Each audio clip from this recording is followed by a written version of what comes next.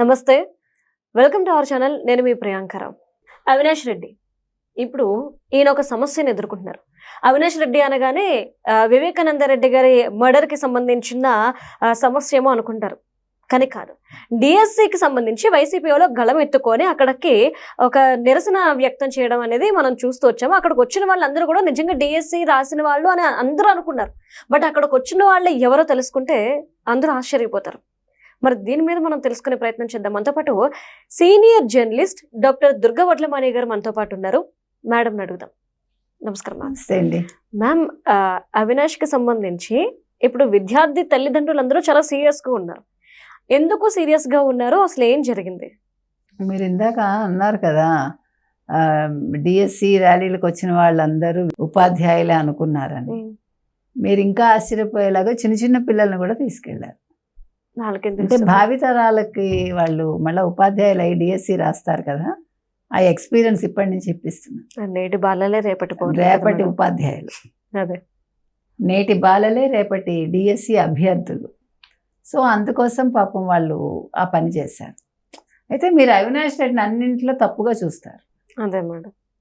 అయితే ఇక్కడ సిబిఐ విచారణ జరిపించాలి, విద్యాశాఖ మంత్రి లోకేష్ రాజీనామా చేయాలి. చేయాలి. మరి ఈ రెండు విషయాలకి పిల్లలకి సంబంధం ఏంటి?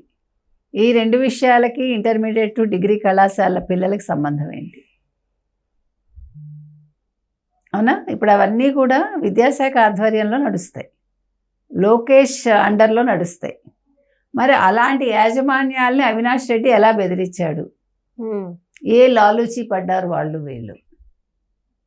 అంటే రాబోయే కాలంలో కాబోయే ముఖ్యమంత్రి మా జగన్మోహన్ రెడ్డి, మా జగనన్న అని చెప్పి వాళ్ళని బెదిరించి పులివెందుల మందే అనుకుని మన గడ్డ మన అడ్డ అనుకున్నాడేమో. కాదు బిడ్డ అంటున్నారు ఇప్పుడు పోలీసులును, అధికారులు, తర్వాత ప్రజా సంఘాలు, తల్లిదండ్రులు, విద్యావేత్తలు, మానవ హక్కుల సంఘం వాళ్ళు ఇంతమంది ముందుకొచ్చారు. అవినాష్ రెడ్డి అది ఎలా కుదురుతుంది అని ఇప్పుడు ఉక్కిరిబిక్కిరి అవుతున్నాడు అవినాష్ రెడ్డి. ఇప్పుడు కేసులు ఫైల్ అవుతాయి. మొన్న బీటెక్ రవి వెళ్ళి ఆ ప్రిన్సిపల్ను, హెడ్ మాస్టర్ను భలే మాట్లాడాడు కదా, అలా ఉండాలి. ఇవాళ పులివెందుల అనేది వైసీపీ చేతుల్లో లేదు, మరి తెలుగుదేశం చేతుల్లో ఉంది, కూటమి చేతుల్లో ఉంది. ఓకే. అందుకే భయపడుతున్నాడు. స్థానిక ఎన్నికల విషయంలో ఏకగ్రీవాలైతే సమన్వయకర్తల్ని తీసేస్తానన్నాడు జగన్మోహన్ రెడ్డి, బెదిరించాడు. నువ్వు తీసేదేంటి, మేమే వెళ్ళిపోతాం అంటున్నారు వాళ్ళు. అయ్యో, అవును, మరి నువ్వు బెదిరిస్తే మేము బెదిరిస్తామా? అసలే పులివెందుల. నీకు పవర్ పులివెందులే కాదు, ఓవరాల్ గట్ట అంతే. అసలు నీకే పవర్ లేదు, నువ్వు మమ్మల్ని బెదిరించటం ఏంటని. కాబట్టి ఇవాళ అసలు ధర్నాల్లో పిల్లల్ని తీసుకెళ్ళటం ఏంటి? ఎండల్లో పడి వాళ్ళని తీసుకెళ్ళి వాళ్ళకి ఏదైనా అయితే తల్లిదండ్రుల దగ్గర పర్మిషన్ తీసుకోకుండా, అందుకని ఆ ప్రిన్సిపాల్కి ఏం చెప్పాడు, పర్మిషన్ తీసుకున్నారా తల్లిదండ్రులది? మీరు ఎవరిని అడిగి తీసుకెళ్లారు? చిన్నపిల్లల్ని తీసుకెళ్ళటం ఏంటి? ఉపాధ్యాయులకు సంబంధించిన ర్యాలీలో డిఎస్సికి సంబంధించి స్కూల్ పిల్లలు వెళ్ళటం ఏంటి అని బీటెక్ రవి నిలదీశాడు. అసలు వాళ్ళు ఎలా పంపిస్తారు? అంటే వాళ్ళు భయపడి ఉంటారు, 3 రోజులుగా మమ్మల్ని ఇబ్బంది పెట్టారండి అంటున్నాడు. అప్పుడు బీటెక్ రవి ఏమన్నారు, మీరు మరి ఎందుకు కంప్లైంట్ ఇవ్వలేదు పోలీసులకి, మరి మాకెందుకు చెప్పలేదు? కరెక్టేగా. అంటే వీళ్ళకి వాళ్ళకి లాలూచి ఉంటుందండి. ఇక్కడ చాలా నడుస్తాయి.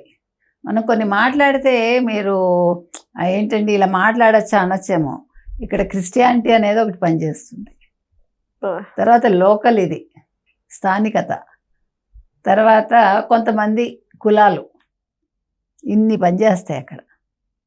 ఇది ఉన్న ఫ్యాక్ట్. అది ఓ పక్క మాకు కులాలు లేవు మతాలు లేవు అంటారు, అన్నీ ఉంటాయి, ఇంకా ఎక్కువ ఉంటాయి. జగన్మోహన్ రెడ్డే కదా నేర్పించాడు. రెడ్లకైతే స్కాములు చేసుకునే అధికారం ఉంది, వాళ్ళు పుట్టిందే స్కాములు చేయడానికి. అందరు రెడ్లు నేను అంటలే, కొంతమంది ఆయన చుట్టూ ఉండేవాళ్ళు, ఆయనకి అంతే. సంబంధించిన వాళ్ళు వరకే చెప్తున్నా.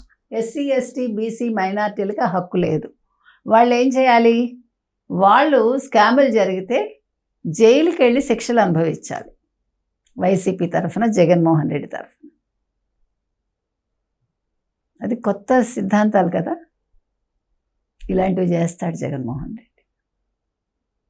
కాబట్టి ఇవాళ పులివెందుల్లో జరిగిన విషయానికి కేసులు నమోదయ్యాయి. విద్యాశాఖ కూడా చాలా తీవ్రంగా పరిగణిస్తోంది. సో మరి అవినాష్ రెడ్డి మీదే కేసు పెడతారా, స్కూలు కళాశాలల హెడ్ మాస్టర్ ప్రిన్సిపల్స్ మీద కూడా పెడతారా, ఏం జరగబోతోంది అనేది వేచి చూద్దాం. Right. Thank you so much. Thank you.